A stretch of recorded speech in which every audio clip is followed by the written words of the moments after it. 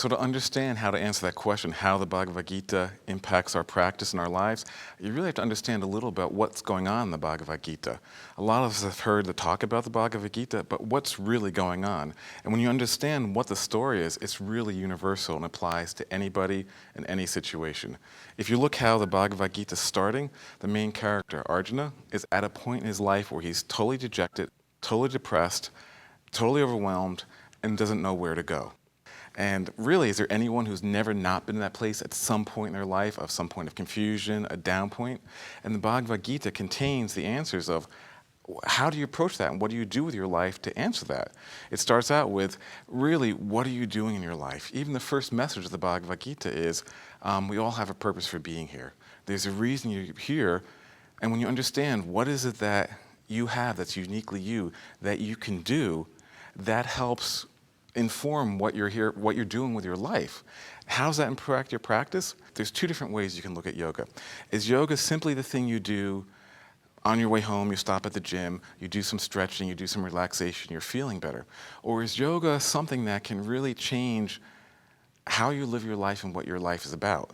The Bhagavad Gita is assuming it's how you live your life and what your life's about. And the yoga practice then becomes how to understand that.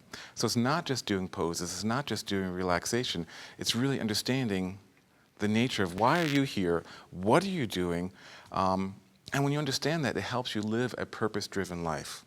And a purpose-driven life is one that lets you be happier, feel more content, feel more fulfilled, and the practices then, there's lots of practices that flow out of that, but it helps give structure to practice at the same time, because we're all at different points in our lives.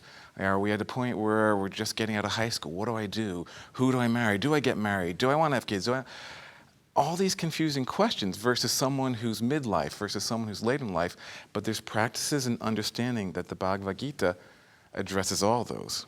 Because one thing I hear a lot from people who come here or from students is, there's so many yoga practices, what do I do? Do I do hatha? Do I meditate? Do I do this? And when you have a context or a framework, you can really understand you're not just doing the practices are helping you live your life.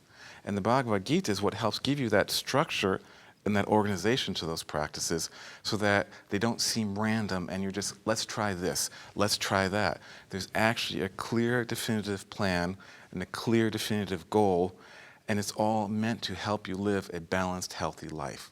And that really, if you were to summarize Bhagavad Gita, how do you live a balanced, healthy life? It doesn't ask you to have a conversion of faith. It doesn't ask you to do something different. It asks you to be who you are and be happy doing what you're doing. And that really is the sole message of it.